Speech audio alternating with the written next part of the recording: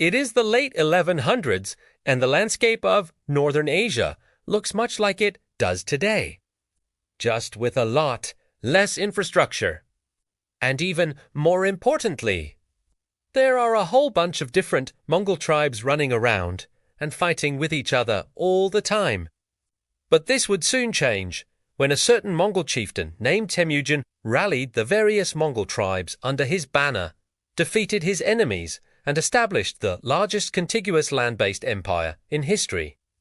This is my channel, and today going to talk about what happens when a tribe of nomadic horse riders conquers most of Asia and half of Europe.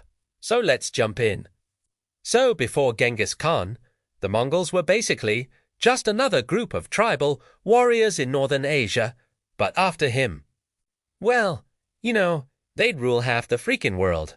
So what was so special about him? Well, first off, he was actually born into a specific Mongol clan, the Borjigit, which means black sheep. Yikes! And his birth name wasn't even Genghis Khan. That was actually a title given to him meaning ocean or righteous leader. His birth name was Temujin, which according to history, Kham comes from an older word meaning iron. Now, both of these names actually came from a family tree. See, Temujin believed his direct ancestor was a mythical white horse who transformed into a human male and married his daughter to another human. And because of this, the Borjigit clan considered themselves to be of royal blood. Now, whether or not they really were descended from a magical horse is debatable, but Temujin would need every bit of luck he could get because his childhood was pretty rough. When Temujin was just 9 years old, a rival clan poisoned his father and then captured Temujin and his family. They were forced to live out in the open and forage for food, and Temujin even had to resort to eating a dead horse. But soon he proved himself capable of great cunning and strength and was able to free himself and his mother from captivity. He then married the widow of one of his father's enemies, which caused a massive rift in his clan. But eventually he was able to rally his family and followers and defeat his enemies, uniting the Mongols under his banner in 1206. The following year, Temujin, now officially known as Genghis Khan, convened a Kurultai, or assembly of tribal leaders, and was proclaimed the first great Khan of the Mongol Empire.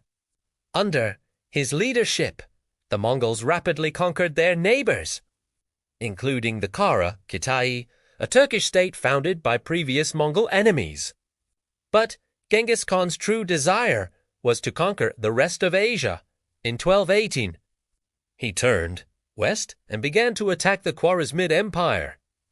Genghis pursued the fleeing Khwarezmians all the way to the Middle East, where he died in 1227 while trying to conquer China. But despite his death, the Mongol onslaught continued. His successors would go on to conquer all of Iran, Iraq, and much of Central Asia, making the Mongol Empire the largest in history at its greatest extent. It covered more than 9 million square miles and included around 40 million subjects. So, how did the Mongols win so many battles? For starters, their army was basically made up of their entire population.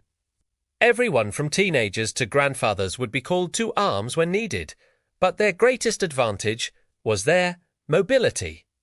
The Mongols used horses more effectively than any other force in history. Not only did this allow them to travel long distances quickly, but they also developed a style of archery on horseback that was unparalleled in accuracy and speed. This combined with their flexible battle formations allowed them to defeat larger and better equipped armies. In fact, one of their innovations was to surround an enemy camp and then dig tunnels underneath their walls and blow them up. They also used psychological warfare, pretending to flee from battle only to turn around and attack their enemies' flanks. They also famously used catapults to deliver livestock into the cities they were attacking. Then once they took a city, they would release a plague of locusts into the countryside to decimate the food supply. Basically, the Mongols were the original special forces. Anyway, after Genghis, the Mongol Empire was ruled by his 4 sons. Gedai Khan, the 3rd ruler, actually expanded the empire even further and was responsible for conquering all of Eastern Europe. However, internal conflicts over land and power would eventually lead to the empire splitting into 4 separate pieces. But don't worry, we'll get to that later. For now, let's talk about what life was like under the Golden Horde. As far as empires go, the Mongol hordes were pretty chill. Unlike other empires, the Mongols didn't really care about what religion their subjects followed. As long as you paid your taxes and didn't rebel, you were good. In fact, some of the most famous Mongol rulers were Christian. And when Genghis Khan took a city, he typically spared the lives of its inhabitants as long as they surrendered peacefully. In fact, he even offered the citizens of Baghdad a chance to surrender without violence, saying, "I have come to destroy the city and kill all its people. Therefore, if you surrender, I will grant you forgiveness," after seeing the Mongols raise Baghdad in 1258. The Abbasid Caliph accepted these terms and the city was saved. He also famously ordered the execution of anyone who slaughtered prisoners of war, saying, "Those who are uncharitable towards guests and do not keep their word will not enter paradise." Also, even though he led massive invasions of the Middle East, Asia, and Europe, Genghis Khan never personally engaged in combat unless he absolutely had to. Instead, he preferred to intimidate his enemies into submission by showing them the might of the Mongol army. However, if they refused to bend the knee, Genghis was happy to burn their cities and slaughter their people.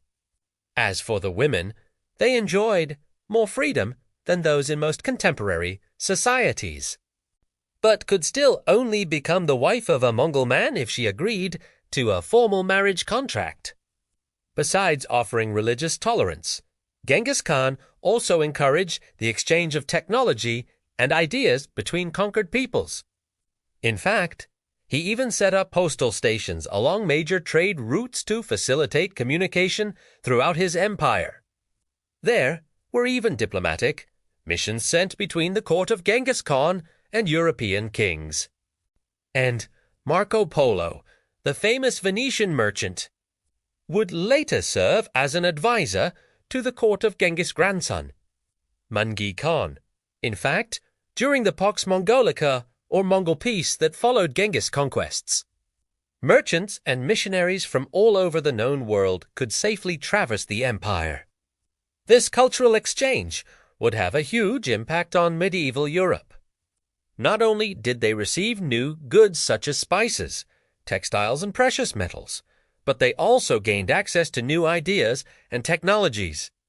For example, Arab scientists had invented the astrolabe, an instrument used for navigation, and European astronomers copied their designs. The Mongols also brought back knowledge of Greek and Roman texts, which helped kickstart the Renaissance. In fact, Europeans believed the Mongols were responsible for the Black Death pandemic that ravaged Europe in the 1300s. However, recent research has shown that the bubonic plague most likely originated in Central Asia and then traveled along trade routes into the rest of the Old World. However, the success of the Mongol Empire would not last. Internal conflict would eventually cause it to fragment into 4 separate khanates.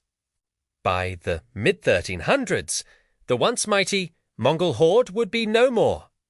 To learn why, watch this video next. But anyways, that's all I got. If you like this video and want to see more, click the subscribe button. Thank you!